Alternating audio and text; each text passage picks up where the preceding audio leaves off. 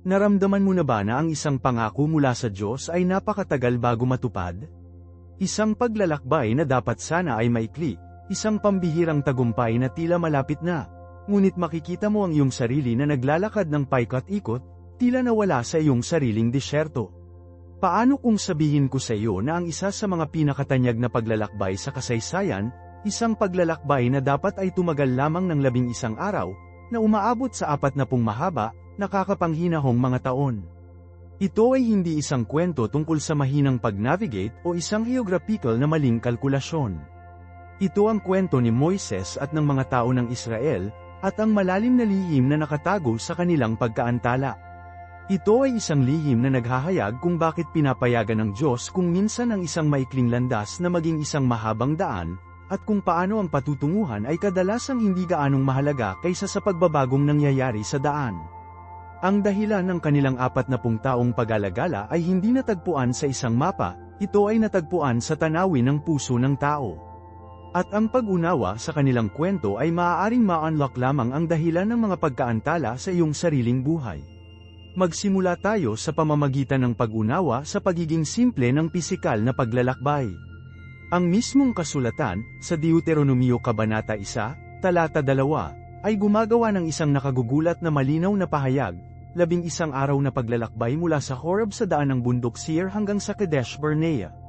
11 araw, wala pang 2 linggo. Imagine na, isang bansang may milyon-milyong tao, kamakailan na napalaya mula sa 400 taon ng malupit na pang-aalipin, ay nakatayo sa gilid ng isang bagong simula.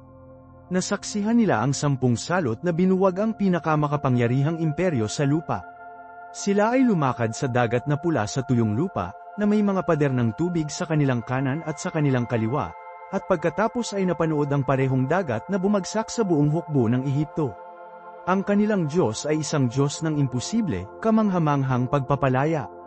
Pinamunuan sila ng isang halijing ulap sa araw at isang halijing apoy sa gabi, isang banal na GPS na hindi kailanman nabigo. Ang pag-asa ay hindi lamang isang abstract na pakiramdam, ito ay isang nasasalat na presensya. Ang lupang pangako, ang Canaan, isang lupaing inilarawan na umaagos ng gatas at pulot, ay isang maigsing lakad lamang ang layo. Ang hangin ay dapat na electric na may pag-asa. Ang kalayaan ay totoo, ang pangako ay malapit na, at ang landas ay malinaw. Sa heograpiya, walang hadlang na maaaring makapagbigay katwiran sa 40 taong pagkaantala. Ang entablado ay itinakda para sa isang mabilis at matagumpay na pagpasok. So, anong nangyari? Ano ang posibleng gawing isang 40 taong marathon ng kaligtasan ng isang 11 araw na sprint? Ang punto ng pagliko, ang sandali kung saan ang maikling landas ay lumihis sa mahabang daan, ay nangyari sa isang lugar na tinatawag na Kadesh Barnea, sa mismong timog na hangganan ng lupang pangako. Sobrang close nila. Mula roon, si Moises, sa pagsunod sa isang banal na tagubilin, ay nagpatupad ng isang lohikal na plano. Pumili siya ng 12 lalaki, isang pinuno mula sa bawat isa sa 12 tribo ng Israel, para pumunta sa isang reconnaissance mission. Ang kanilang gawain ay simple, pumunta sa lupain, tingnan kung ano ito, obserbahan ang mga tao sila ba ay malakas o mahina, kakaunti o marami. Tingnan ang mismong lupain, mabuti ba o masama. Ang mga lungsod ba ay parang mga kampo o pinatibay ang mga ito? At ibalik ang ilan sa mga bunga nito. Ito ay sinadya upang maging isang misyon ng kumpirmasyon, upang maibalik ang isang magandang ulat na magpapasigla sa pananampalataya ng mga tao para sa pananakop sa hinaharap. Sa loob ng 40 araw, ginalugad ng 12 pinunong ito ang haba at lawak ng Canaan. At nang bumalik sila, dala nila ang katibayan ng kabutihan ng Diyos. Nagdala sila ng isang kumpol ng ubas na napakalaki at mabigat na kailangan nitong pasanin sa isang poste sa pagitan ng 2 lalaki. Nagdala sila ng mga granada at igos. Tumayo sila sa harap ng buong kongregasyon at sinabi, "Kami ay pumunta sa lupain kung saan mo kami ipinadala. Tunay na umaagos ito ng gatas at pulot, at ito ang bunga nito." Halos maramdaman mo ang sama-samang hingal ng pagtataka mula sa mga tao, ang pangako ay totoo. Ito ay nasa salat, nakikita nila, naamoy, at malapit ng matikman. Ngunit pagkatapos, 10 sa 12 especially iya ang nagdagdag ng isa, mapangwasak na salita, gayunpaman. Ang isang salitang yun ay nagpabago sa buong espiritual na kapaligiran nito, ang pivot mula sa pananampalataya hanggang sa takot. Sinabi pa nila, ang mga taong naninirahan sa lupain ay malakas, ang mga lungsod ay napatibay at napakalaki, bukod dito'y nakita namin doon ang mga anak ni anak. Nagsalita sila tungkol sa mga higanti, ang Anakim, napakataas at kahanga-hanga na sa kanilang sariling mga mata. Para silang mga tipaklong pansinin ang pag-unlad, kinilala nila ang pagpapala ng Diyos, ngunit pinalaki nila ang hadlang ng tao. Ang kanilang ulat ay hindi isang kasinungalingan, ang mga higanti ay totoo, ang mga lungsod ay pinatibay. Ngunit ito ay isang katotohanan na sinala sa pamamagitan ng lente ng takot, isang pananaw na ganap na nagbura sa Diyos mula sa equation. Sa sandaling yun ng tumataas na gulat at sama-samang kawalan ng pag-asa, dalawang boses ang tumaas na magkaiba. Si Josue, na anak ni Nun, at si Caleb, na anak ni Jephone, dalawa sa 12 tiktik na nakakita ng gayunding mga bagay gaya ng 10. Nakita nila ang parehong mga higanti, ang parehong nakukutaang pader, ang parehong makapangyarihang hukbo. Ang mga katotohanan ay hindi pinagtatalunan. Ngunit ang kanilang conclusion, ang kanilang espiritual na calculus, ay ganap na naiiba. Pinunit nila ang kanilang mga damit, tanda ng matinding kalungkutan at pagkabalisa dahil sa lumalagong kawalan ng pananampalataya ng mga tao, at nagsalita sila sa buong kapulungan. Ang kanilang mga salita, na nakatala sa aklat ng mga bilang, ay isang masterclass sa pananampalataya. Sinabi nila, ang lupain na aming dinaanan upang tiktikan ay isang napakagandang lupain. Kung ang Panginoon ay nalulugod sa atin, kung magkagayo'y dadalhin niya tayo sa lupaing ito at ibibigay sa atin. Huwag lamang maghimagsik laban sa Panginoon, o matakot sa mga tao ng lupain, sapagkat sila ang ating tinapay, ang kanilang proteksyon ay nawala sa kanila, at ang Panginoon ay sama sa atin. Huwag mo silang katakutin, isang hindi kapanipani walang pahayag. Sila ang ating tinapay. Ang mismong balakid na nakita ng iba pang 10 bilang dahilan ng tiyak na kamatayan, nakita ni na Joshua at Caleb bilang panustos, bilang isang pagkakataon para sa Diyos na paglaanan at palakasin sila. Ang pagkakaiba ay wala sa kanilang kalagayan, ngunit sa kanilang focus. Nakatuon ang 10 sa laki ng mga higanti. Sina Joshua at Caleb ay nakatuon sa laki ng kanilang Diyos. Inihambing ng 10 ang kanilang sarili sa mga higanti at para silang mga tipaklong. Inihambing ni na Joshua at Caleb ang mga higanti sa Diyos at nakita silang wala. Ito ang walang hanggang pagpili na dapat gawin ng bawat taong may pananampalataya. Hahayaan mo ba ang laki ng iyong problema na matukoy ang laki ng iyong pananampalataya? O hahayaan mo ba ang laki ng iyong Diyos na matukoy ang laki ng iyong problema? Hindi nila itinatanggi ang katotohanan, binibigyang kahulugan nila ang katotohanan sa pamamagitan ng pangako ng Diyos. Ang pagkakaibang ito ay talagang kritikal para maunawaan natin. Ang 10 especially iya ay hindi masasamang tao na nagsisikap na sabutahe ang bansa. Sila ay mga pinuno, pinili mula sa bawat tribo. Malamang na naisip nila na sila ay pragmatic, makatotohanan. Nagbibigay sila ng pagtatasa ng panganib batay sa nakita ng kanilang mga mata. At hindi ba yun ang sinasabi ng mundo na gawin natin? Maging makatotohanan. Huwag kang umasa. Tingnan ang mga katotohanan. Ngunit ang kanilang realismo ay isang walang pananampalatayang pagiging totoo. Ito ay isang realidad na walang supernatural, isang realidad na walang puwang para sa Diyos na naghati ng dagat at nagdala ng tinapay mula sa langit. Ang kanilang ulat ay tumpak sa katotohanan ngunit sa espiritual na pagkabangkarote. Ang panganib ng ganitong uri ng pag-iisip ay kung paano ito nagmetastasis. Nagsisimula ito sa isang obserbasyon, matangkad ang mga higanti, at mabilis na nagde-devolve sa isang conclusion tungkol sa sarili nating pagkakakilanlan, para tayong mga tipaklong sa ating sariling paningin, at gayon din tayo sa kanilang paningin. Pansinin ang dalawang bahaging pag-amin ng kawalang halaga. Una, natukoy nila ang kanilang sariling halaga. Nakikita natin ang ating sarili bilang mga tipaklong. Dito unang nawala ang labanan, sa isip, sa imahinasyon. Bago pa sila naghatol ng mga higanti, hinatulan na nila ang kanilang sarili sa kaliitan. Ang takot ay hindi lamang nagpapakita sa iyo ng balakid, kinukumbinsi ka nito na sa panimula ay hindi ka sapat upang harapin ito. Pinaliit nito ang iyong kaluluwa. At kapag naniniwala ka na ikaw ay isang tipaklong, nagsisimula kang kumilos bilang isa. Nagsisimula kang maniwala na ang opinyon ng mga higanti sa iyo ay tama. At kaya tayo ay nasa kanilang paningin. Ipinakita nila ang kanilang sariling kawalan ng kapanatagan sa kanilang kaaway, sa pag-aakalang nakita sila ng mga higanti na may parehong paghamak na nakita nila sa kanilang sarili. Ito ang grasshopper complex, at isa ito sa pinakamabisang sandata ng kaaway laban sa mga taong may pananampalataya. It's the voice that whispers, sino sa tingin mo para mag-apply sa trabahong yun? Hindi ka qualified, sino ka para subukang ayusin ang nasirang relasyon na yun? Lalo mo lang palalalain, sino ka para paniwalaan para gumaling? Tingnan mo ang ulat ng doktor. Ang higanti ng karamdaman, ang higanti ng utang, ang higanti ng pagkagumon, at ang boses ng takot ay nagsasabi sa iyo na sa paningin nito, ikaw ay walang iba kundi isang tipaklong. At sa sandaling sumang-ayon ka sa pagtatasa na yon, tapos na ang labanan bago pa man ito magsimula. Sa kabaligtaran, sina Joshua at Caleb ay gumana mula sa isang ganap na naiibang kahulugan ng pagkakakilanlan. Ang kanilang pagkakakilanlan ay hindi nakatali sa kanilang sariling lakas o sukat na may kaugnayan sa mga higanti. Ang kanilang pagkakakilanlan ay nag-ugat sa kanilang kaugnayan kay Yahweh. Hindi lang sila, mga Israelita. Sila ay, mga tao ng Diyos. Binabago nito ang lahat. Ang kanilang panimulang punto ay hindi, tingnan kung gaano sila kalaki, ngunit tingnan kung gaano kalaki ang ating Diyos. Ang kanilang pagtitiwala ay wala sa kanilang sarili, kundi sa Diyos na tumutupad sa tipan na nangako sa kanila sa mismong lupaing ito. Naalala nila ang Egypt. Naalala nila ang dagat na pula.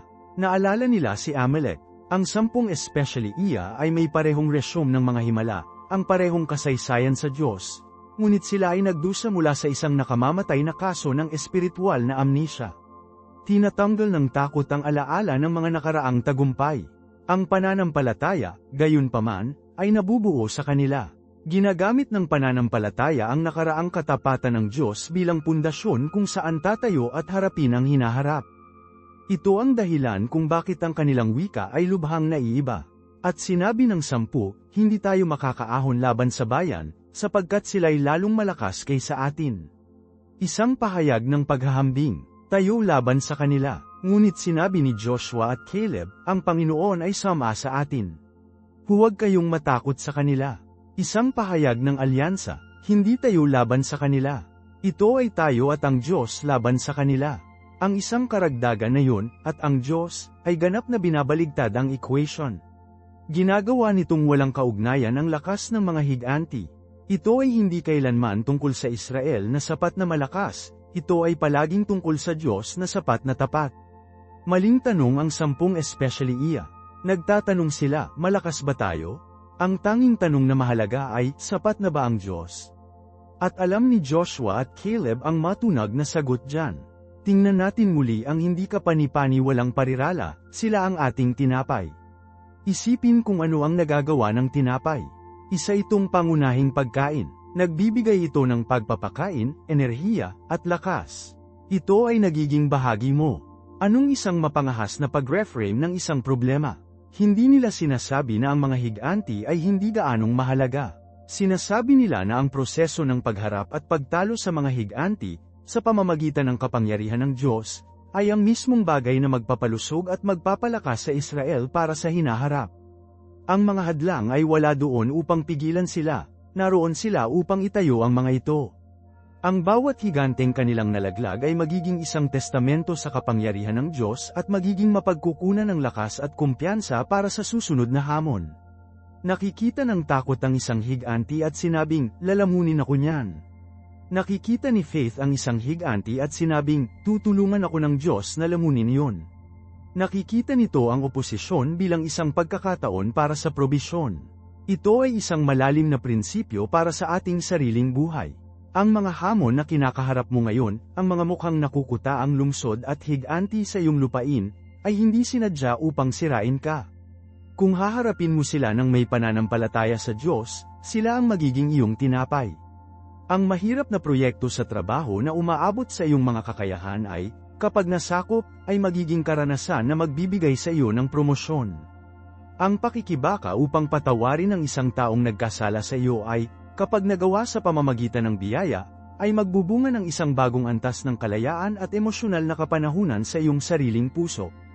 Ang labanan laban sa patuloy na kasalanan ay, habang umaasa ka sa Diyos para sa tagumpay, ay magpapatibay ng espiritual na kalamnan at mas malalim na pag-asa sa kanyang kapangyarihan. Hindi lang gusto ng Diyos na palampasin ka asterisk sa iyong mga problema, may gusto siyang makuha asterisk sa asterisk yung mga problema para sa iyong kapakanan. Nais niyang gawing pagkain ang iyong mga balakid para sa iyong kaluluwa. Ngunit iyon ay maaaring mangyari lamang kapag hindi mo na nakikita ang iyong sarili bilang isang tipaklong at nagsimulang makita ang hamon bilang tinapay. Kaya't mag-drill down tayo sa komento ng tipaklong na yun sandali. Kami ay parang mga tipaklong sa aming sariling paningin, at gayon din kami sa kanilang paningin. Pansinin ang pagkakasunod-sunod ng pahayag na yun. Nauna ang panloob na pangunawa. Nakita nila ang kanilang mga sarili asterisk bilang mga tipaklong bago nila pinalabas ang imaheng yun sa mga higanti. Ang kanilang krisis sa pagkakakilanlan ay hindi sanhi ng mga higanti, ito ay isiniwalat ng mga higanti. Lumakad sila sa lupang pangako na may dalang panloob na salaysay ng kakulangan, at ang ginawa lamang ng mga higanti ay kumpirmahin ang kwentong sinasabi na nila sa kanilang sarili. Ito ay kritikal. Ang pinakadakilang kapangyarihan ng kalaban sa iyo ay hindi ang kanyang panlabas na lakas, ngunit ang kanyang kakayahang makuha kang sumang-ayon sa kanyang pagtatasa sa iyong kahinaan. Sa sandaling makita mo ang iyong sarili bilang isang tipaklong, inamin mo na ang laban. Ang mga higanti ay hindi kailangang magtaas ng isang daliri, tinalo ng mga Israelita ang kanilang sarili sa kanilang sariling pangunawa. Ito ang dahilan kung bakit naging masama ang kanilang ulat. Hindi ito kasinungalingan. May mga higanti talaga. Ang mga lungsod ay talagang pinatibay. Ang kasamaan ay nasa conclusion na nakuha nila mula sa mga katotohanan yon. Ang kasamaan ay ang pagtanggal ng Diyos sa equation. Ang masamang ulat ay anumang pagtatasa ng isang sitwasyon na nag-iiwan sa Diyos. Ito ay katotohanan kung wala ang tunay na katotohanan. At ang katotohanan na walang tunay na katotohanan ay isang anyo ng panlilinlang, dahil ito ay nagpapakita ng isang katotohanan na sa panimula ay hindi kumpleto. Ito ay tulad ng paglalarawan ng isang karagatan sa pamamagitan lamang ng pag-uusap tungkol sa laki ng mga alon at hindi binabanggit ang lalim ng tubig. Ang 10 especially iya ay naghatid ng isang detalyadong ulat ng panahon ngunit nakalimutang banggitin kung sino ang kumokontrol sa lagay ng panahon. Ang kanilang ulat ay masama dahil nag-udyok ito ng takot, nagsulong ng kawalan ng pananampalataya, at sa huli ay sinisiraan ang katangian ng Diyos sa pamamagitan ng pagpapahiwatig na dadalhin niya sila sa isang lugar na mawawasak lamang. At tingnan kung gaano kabilis kumalat ang tipaklong virus na ito. Ang isang negatibong ulat mula sa 10 maimpluwensyang pinuno ay sapat na upang mapaiyak ang 2 milyong tao sa takot at gustong bumalik sa pagkaalipin sa Ehipto. Pag-isipan mo yan. Handa silang ipagpalit ang pangako ng Diyos para sa pagiging pamilyar sa pagkaalipin, lahat dahil tinanggap nila ang pananaw ng takot. Ito ay nagpapakita sa amin ng hindi kapani-pani walang responsibilidad na mayroon kami sa kung paano namin i-frame ang aming mga hamon, hindi lamang para sa ating sarili, ngunit para sa mga taong tumitingin sa atin. Ang iyong takot ay maaaring maging kulungan ng ibang tao. Ang iyong masamang ulat tungkol sa iyong kasal ay maaaring makapagpahina ng loob ng isang bagong kasal. Ang iyong pananaw ng tipaklong sa iyong pananalapi ay maaaring magturo sa iyong mga anak na mamuhay sa isang mindset ng kakulangan sa halip na kasaganaan. Ang iyong kawalan ng paniniwala ay nagiging kisame para sa mga tao sa paligid mo. Ang takot ay nakakahawa, ngunit ang mabuting balita ay gayon din ang pananampalataya. Ang nag-iisang tinig ni Joshua at Caleb ay isang makapangyarihang panlunas, kahit na sila ay tinanggihan noong panahong iyon. Saan nagmula ang kanilang tapang? Ito ay hindi mula sa isang lugar ng tiwala sa sarili. Hindi ito tungkol sa positibong pag-iisip o paniniwala sa iyong sarili. Ito ay tungkol sa pagtitiwala sa Diyos. Ang kanilang pagkakakilanlan ay hindi, malakas ako. Ang kanilang pagkakakilanlan ay, ako ay Kanya. Naalala nila ang mga salot sa Ehipto. Naalala nila ang paghihiwalay ng dagat na pula.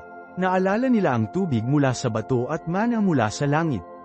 Ang kanilang alaala sa nakaraang katapatan ng Diyos ay mas makapangyarihan kaysa sa kanilang kasalukuyang takot sa laki ng mga higanti.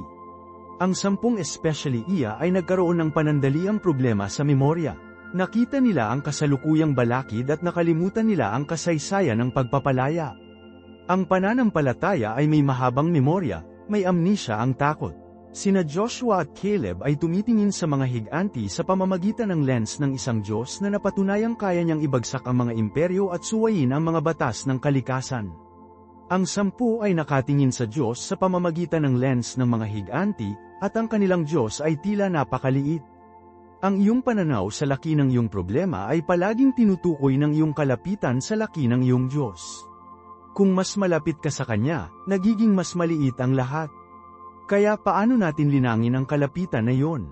Paano tayo lalapit sa apoy ng Kanyang presensya na ang mga takot na kumapit sa atin ay nasusunog na parang ambon ng umaga? Ito ay hindi isang misteryo. Ito ay isang imbitasyon. Ito ang pang-araw-araw, minsan sandali sa sandali, pagpili na ilayo ang ating atensyon sa ingay ng mga higanti at iayon ang ating mga tainga sa bulong ng Kanyang mga pangako. Pinipili na buksan ang Kanyang salita bago natin buksan ang ating email. Pinipili nitong mag-marinate sa musika ng pagsamba sa daan patungo sa pulong na kinatatakutan mo. Pinipili na sabihin ang Kanyang katotohanan sa iyong sitwasyon kapag ang bawat hibla ng iyong pagkatao ay gustong magreklamo at umikot sa pinakamasamang sitwasyon. Ang kalapitan ay hindi tungkol sa isang pakiramdam, ito ay isang disiplina ng pagtutok.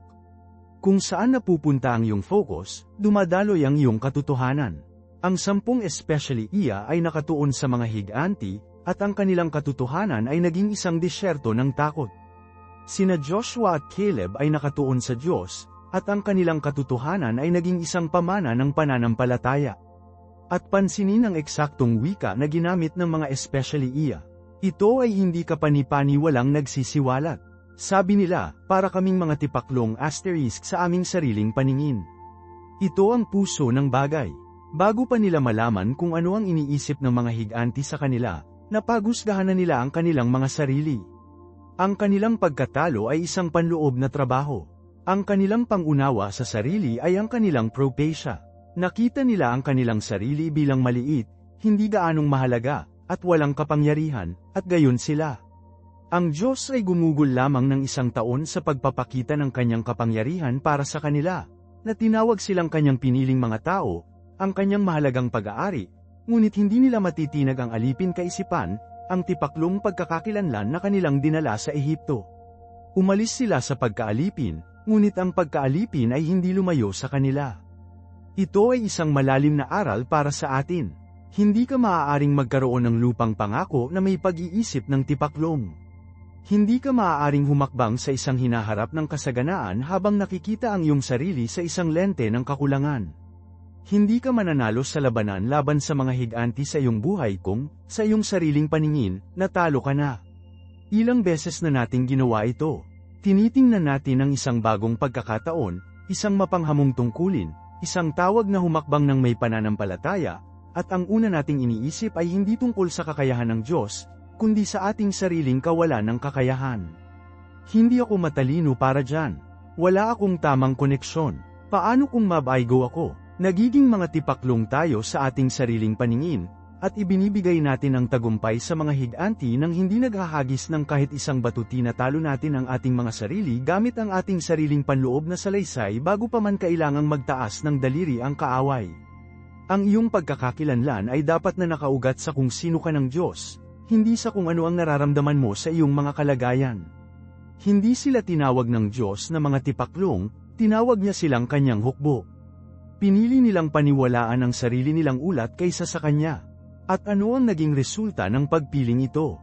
Ito ay hindi lamang isang panandaliang pag-urong. Ito ay isang henerasyong sakuna. Ang paglalakbay na dapat ay tumagal ng 11 araw ay umabot ng 40 taon. Isang buong henerasyon, maliban sa 2 lalaki, ang nasawi sa ilang, na hindi nakatapak sa lupang ipinangako sa kanila. Hindi ito ang Diyos na malupit, natural na bunga ito ng kanilang pananaw. Ang kanilang kawalan ng pananampalataya ay hindi lamang naantala ang pangako, para sa kanila, kinansela ito. Sila ay pisikal na malaya mula sa Ehipto, ngunit sila ay nasa isip at espiritual na mga alipin ng takot. At kaya, sila ay hinatulan na gumala sa isang pisikal na ilang na perpektong sumasalamin sa ilang sa kanilang sariling mga puso. Paikot-ikot sila sa loob ng 40 taon dahil ang kanilang isipan ay naglalakad sa bilog ng pagdududa, panghihinayang, at takot. Tingnan mo, ang ilang ay hindi isang parusa gaya ng ito ay isang quarantines. Kailangang pigilan ng Diyos ang virus ng kawalan ng pananampalataya na makahawa sa susunod na henerasyon. Siya ay naghihintay para sa isang henerasyon na lumitaw na may iba't ibang memorya isa na nakaalala sa paglalaan ng Diyos sa disyerto kaysa sa kanilang mga magulang na nalaala ang pagkaalipin sa Ehipto. Siya ay naghihintay para sa isang tao na makikita ang mga higanti hindi bilang mga hadlang, ngunit bilang mga pagkakataon para sa Diyos na ipakita ang kanyang lakas. Kaya naman ang dalawang especially iya na bumalik na may ibang ulat, sina Joshua at Caleb, ay napakakritikal sa kwentong ito. Sila ang mga eksepsyon na nagpapatunay sa tuntunin.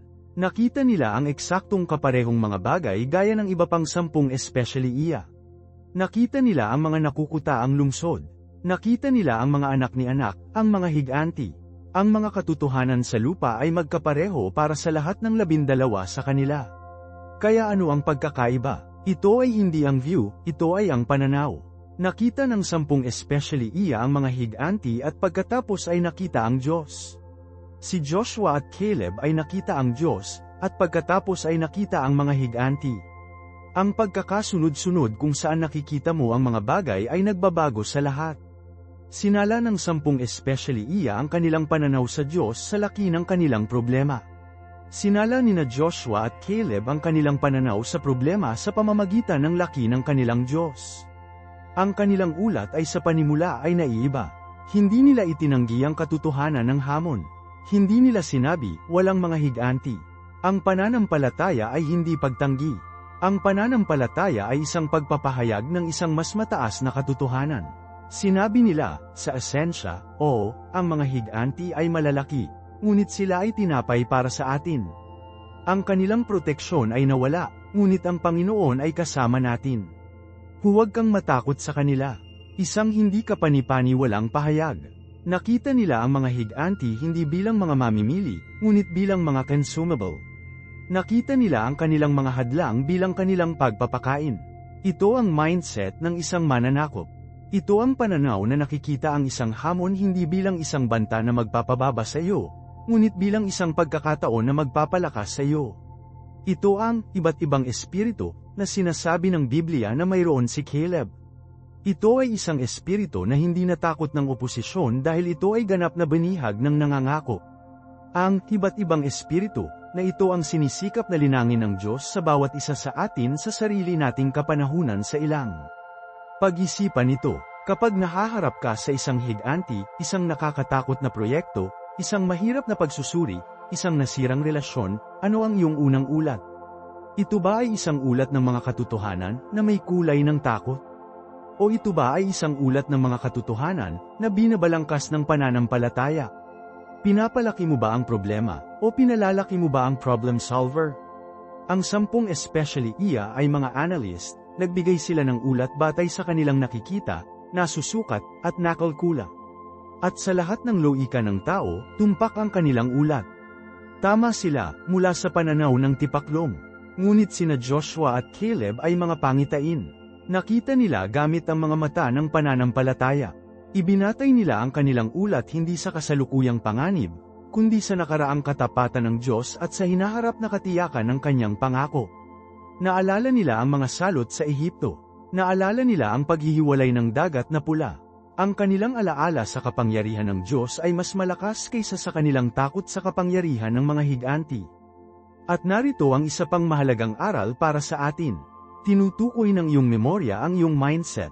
Kung naaalala mo lamang ang iyong mga kabiguan sa nakaraan, ang iyong nakaraan ay masakit, ang mga panahon na ikaw ay natalo, hindi may iwasang magkaroon ka ng pagkakakilanlang tipaklong.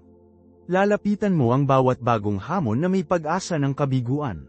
Ngunit kung sinasadya mong linangin ang isang alaala ng katapatan ng Diyos, kung nag-iingat ka ng talaan ng mga nasagot na panalangin, ng mga sandali ng paglalaan, ng mga laban na napagtagumpayan niya para sa iyo noong nakaraan, nagtatayo ka ng pundasyon ng pananampalataya na nagpapahintulot sa iyo na harapin ang mga higanti ng iyong kasalukuyan. Sina Joshua at Caleb ay may highlight na reel ng mga himala ng Diyos na naglalaro sa kanilang isipan.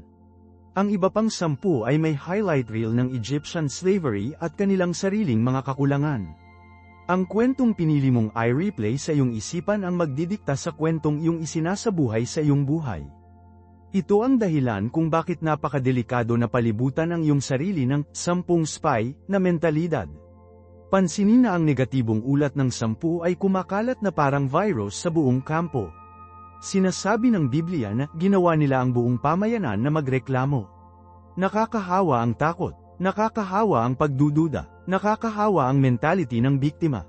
Kinailangan lamang ng 10 tinig ng pagdududa upang malunod ang 2 tinig ng pananampalataya at mahawahan ang milyon-milyon.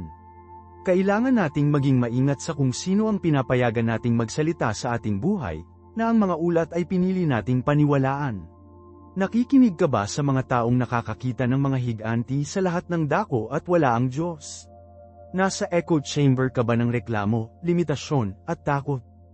O napapaligiran mo ba ang iyong sarili kasama sina Joshua at Caleb, mga taong, habang kinikilala ang mga hamon, patuloy kang itinuturo pabalik sa laki at katapatan ng iyong Diyos? Ang ulat ng karamihan ay madalas na ulat ng takot. Nangangailangan ng lakas ng loob at pananalig upang tumayo sa minuryang ulat ng pananampalataya. At maging tapat tayo, malakas ang ulat ng karamihan. Ito ang 24 na oras na krisis sa pagsasahimpapawid ng balita. Ito ang social media feed na nagko-curate sa highlight reel ng iba, na nagpaparamdam sa iyo na maliit. Ito ay ang mabuting layunin na kaibigan na, dahil sa pagnanais na, protektahan ka, ay naglilista ng lahat ng mga dahilan kung bakit ang iyong bigay Diyos na panaginip ay hindi praktikal at mapanganib. Ang tinig ng tipaklong ay nasa kung saan-saan, bumubulong, hindi ka sapat. Masyadong malakas ang kalaban, laban sa iyo ang mga posibilidad. Maging makatotohanan, at ito ang dakilang panlilinlang, ang takot ay kadalasang nagkukunwaring realismo. Ang 10 especially iya ay hindi nagsisikap na maging malisyoso, akala nila ay pragmatic sila. Gumagawa sila ng pagsusuri sa cost-benefit at naghihinuha na ang panganib ay masyadong mataas. Ngunit ang pananampalataya ay may ibang uri ng calculus. Ang pananampalataya ay hindi binabaliwala ang mga katotohanan sa lupa, isinusuko lamang sila nito sa isang mas mataas na katotohanan, ang katotohanan ng katangian ng Diyos at ang kanyang pangako. Ang ulat ng minorya ng pananampalataya ay hindi nagsasabi na ang mga higanti ay hindi totoo. Sinasabi nito na ang mga higanti ay walang kaugnayan sa harap ng isang makapangyarihang Diyos. Ito ay isang pangunahing pagbabago sa kung ano ang pipiliin mong gawin ang iyong punto ng sanggunian.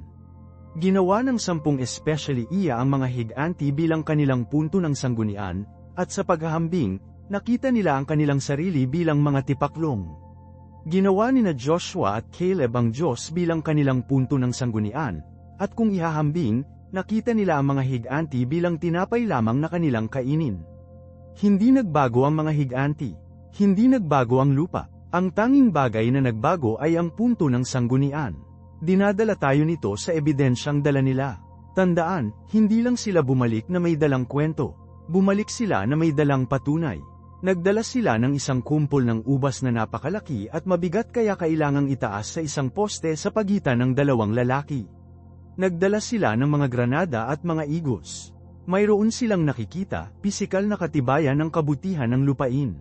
At ito ang napakahayag. Kinilala ng 10 especially iya ang bunga. Ang kanilang ulat ay nagsimula sa, kami ay pumunta sa lupain kung saan mo kami ipinadala. Ito ay umaagos ng gatas at pulot. Narito ang kanyang bunga. Nakita at natikman nila ang kabutihan ng pangako. Ngunit tingnan ang kasunod na salita na kanilang sinabi, ngunit ang mga taong naninirahan doon ay makapangyarihan, at ang mga lungsod ay nakukutaan at napakalaki. Ang ngunit na yon ay marahil ang pinakamapanganib na salita sa bokabularyo ng isang taong may pananampalataya. Ito ang pivot point kung saan ang pangako ay tinatanggihan ng isang problema. Ito ang conjunction na nag-uugnay ng isang sulyap ng kabutihan ng Diyos sa napakatinding katotohanan ng iyong takot. Hawak nila sa kanilang mga kamay ang katibayan ng pagpapala ng Diyos, ngunit pinili nilang bigyan ng higit na bigat ang ebidensya ng kanilang pagsalungat. Ganoon din ang ginagawa ng marami sa atin. Nararanasan natin ang sandali ng paglalaan ng Diyos, isang sinagot na panalangin, isang maliit na tagumpay, natitikman natin ang bunga. Sabi natin, mabuti ang Diyos. Siya ang naglaan para sa kwenta na yun. Pinagaling niya ang relasyong yun. Binigyan niya ako ng kapayapaan. And then we follow it with, pero, ang laki pa rin ng ibang problema ko. Pero, hindi ko alam kung paano ko haharapin next month. Pero, nandyan pa rin ang mga higanti sa lupain ko. Ang ngunit na yun ay nagpapawalang bisa sa patoto. Pinapayagan nito ang laki ng problema na lampasan ang katibayan ng pangako. Nakita nina Joshua at Caleb ang parehong prutas at ang parehong mga higanti. Ngunit ang kanilang ngunit ay nakatuon sa kabaligtaran na direksyon. Ang kanilang panloob na monologo ay hindi maganda ang lupain, ngunit malalaki ang mga higanti. Ito ay, ang mga higanti ay malaki, ngunit ang Panginoon ay kasama natin. Ang mga higanti ay malakas, ngunit ang lupain ay sulit na ipaglaban. Ang kanilang ngunit ay nagpivot sa kanila hindi palayo sa pangako, ngunit mas malalim dito ginamit nila ang katibayan ng prutas hindi bilang isang talababa sa kanilang takot, ngunit bilang uno ng balita para sa kanilang pananampalataya. Ang lasa mismo ng mga ubas na iyon ang nagpasigla sa kanilang paniniwala. Para bang sinasabi nila, kung ito ang ibubunga ng lupa sa sarili nitong, isipin kung ano ang magiging hitsura kapag nakipagtulungan tayo sa Diyos upang linangin ito. Ito ay nagkakahalaga ng pakikipaglaban. Pinahintulutan nila ang katibayan ng kabutihan ng Diyos na tukuyin ang kanilang pananaw sa hamon, sa halip na pahintulutan ang laki ng hamon na bawasan ang katibayan ng kabutihan ng Diyos. Literal na dinadala nila ang pangako sa kanilang mga balikat, at para sa kanila, ang bigat ng prutas na iyon ay higit na mabigat kaysa sa anino ng mga higanti. Ang bigat ng prutas na iyon ay mas mabigat kaysa sa anino ng mga higanti. At ito ay nagpapakita ng tunay na larangan ng digmaan. Ang labanan ay hindi pangunahin sa lambak laban sa mga Anakim. Ang una at pinakakritikal na labanan ay nakipaglaban sa isip, sa pagitan ng makita ang pangako at makita ang problema. Ito ay isang labanan ng pangunawa. Pansinin ang wikang ginamit ng 10 Especialía. Tinapos nila ang kanilang ulat sa pagsasabing, kami ay tila mga tipaklong sa aming sariling mga mata, at kami ay tumingin sa kanila. Bigyang pansin ang pagkakasunod-sunod na iyon. Una, nakita nila ang kanilang sarili bilang maliit sa aming sariling mga mata. Ang kanilang pagkakakilanlan ay tinukoy hindi ng kanilang Diyos, kundi ng kanilang higanti. Ang kanilang pangunawa sa sarili ang unang nasawi. Bago sila matalo sa isang pisikal na labanan, nawala ang kanilang panloob na pakiramdam kung sino sila bilang mga piniling tao ng isang gumagawa ng himala na Diyos, ang parehong Diyos na kakahiwalay pa lang ng dagat na pula at nagpakumbaba sa pinakamakapangyarihang imperyo sa lupa. Sa sandaling nakita nila ang kanilang mga sarili bilang mga tipaklong, hindi maiiwasan na ipagpalagay nilang ganoon din ang nakikita ng iba sa kanila. At pareho kami ng tingin sa kanila.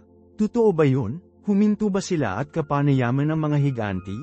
Hindi. Ito ay isang projection ng kanilang sariling takot. Ipinatong nila ang kanilang sariling kawalan ng kapanatagan sa kanilang kaaway. Ang totoo, malalaman natin sa bandang huli sa aklat ni Josue, nang si Rahab ay nakikipag-usap sa mga bagong Especialía, na ang mga tao sa lupain ay natakot sa mga Israelita. Sinabi niya, alam ko na ibinigay sa iyo ng Panginoon ang lupain ito at ang isang malaking takot sa iyo ay dumating sa amin, kaya't ang lahat ng naninirahan sa bansang ito ay natutunaw sa takot dahil sa iyo. Ang mga higanti ay hindi tumitingin sa kanila at nakakakita ng mga tipaklong, sila ay nakatingin sa kanila at nakikita ang hukbo ng isang nakakatakot na makapangyarihang Diyos. Ang ulat ng 10 Especialía ay hindi isang tumpak na briefing ng panaktik, ito ay isang pagtatapat ng kanilang sariling kawalan ng pananampalataya. Ang kanilang takot ay lumikha ng isang maling katotohanan, at ipinakita nila ang katotohanan yun sa mga tao bilang katotohanan. Ito ang nagagawa ng ating takot. Hindi lamang nito tinatasa ang isang problema, pinapalaki nito. Hindi lamang nito kinikilala ang isang hamon, itinatalaga nito ang awtoridad na hindi nito taglay. Kumbinsihin ka nito na ang iyong higanti ng utang, ang iyong higanteng sakit, ang iyong higanteng pagkagumon ay nakikita kang isang tipaklong.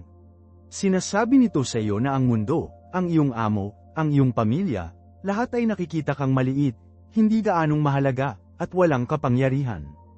At kung pinaniniwalaan mo muna ang kasinungalingang iyon tungkol sa iyong sarili, ipapakita mo ito sa bawat hamon na iyong kinakaharap. Ipapakahulugan mo ang bawat balakid bilang kumpirmasyon ng iyong sariling kakulangan. Si Joshua at Caleb, sa kabilang banda, ay gumana mula sa isang ganap na naiibang kahulugan ng pagkakakilanlan. Hindi nila nakita ang kanilang mga sarili bilang mga tipaklong na nagkataong may isang malaking Diyos. Nakita nila ang kanilang sarili bilang mga anak ng isang malaking Diyos na nagkataong nahaharap sa malalaking higanti. Hindi sila tinukoy ng mga higanti, tinukoy sila ng Diyos. Ang kanilang panimulang punto ay hindi ang laki ng oposisyon kundi ang katapatan ng kanilang commander. Ito ang dahilan kung bakit maaari nilang sabihin ng buong pagtitiwala, huwag kang matakot sa mga tao ng lupain, dahil lalamunin natin sila. Ang kanilang proteksyon ay nawala, ngunit ang Panginoon ay sama sa atin. Nakita nila ang mga higanti hindi bilang isang hadlang sa pangako, ngunit bilang pagkain para sa kanilang paglalakbay. Nakita nila ang oposisyon bilang kanilang probisyon.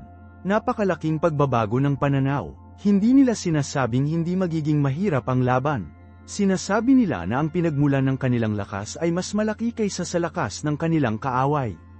At iyon ang pagpili na kailangan nating gawin kapag nakatayo tayo sa hangganan ng ating sariling mga lupang pangako. Lagi tayong magkikita pareho. Makikita natin ang bunga, ang katibayan ng kabutihan ng Diyos, ang potensyal, ang pangarap na inilagay niya sa ating mga puso. At makikita natin ang mga higanti, ang tunay, nakakatakot na mga hadlang na humahadlang. Parehong totoo. Ang tanong, aling katotohanan ang mas bibigyan mo ng timbang? Aling katotohanan ang gagamitin mo upang bigyang kahulugan ang iba? Papayagan mo ba ang anino ng higanti na gawin ng prutas na tila maliit at hindi gaanong mahalaga? O hahayaan mo bang ipaalala sa iyo ng lasa ng prutas na ang Diyos na makapagpapalago nito ay higit pa sa kayang talunin ang sinumang higanteng humahadlang? Ang iyong pananaw sa problema ay tinutukoy ng iyong pangunawa sa iyong pagkakakilanlan. Kung nakikita mo ang iyong sarili bilang isang tipaklong, bawat problema ay isang higanti. Ngunit kung nakikita mo ang iyong sarili bilang isang anak ng kataas-taasang Diyos, ang bawat higanti ay nagiging isang pagkakataon upang makita ang kanyang kapangyarihan na ginawang perpekto sa iyong kahinaan. Kaya ang tanong ko para sa iyo ngayon ay ito, ano ang isang higanti sa iyong buhay na nakikita mo sa mga mata ng isang tipaklong, at paano mo ito sisimulang makita ng iba ngayon? Ibahagi ang iyong mga saloobin sa mga komento sa ibaba, dahil ang iyong kwento ay maaaring humimok ng ibang tao. Kung umalingaw sa iyo ang mensaheng ito, siguraduhing mag-subscribe at i-ring ang notification bell na iyon para hindi mo makaligtaan ang aming susunod na video, kung saan tatalakayin namin ang mga praktikal na tool para sa aktwal na paglamon sa mga higanteng iyon. Hanggang doon, tandaan mo kung sino ka. Ito si Marco, pumipirma.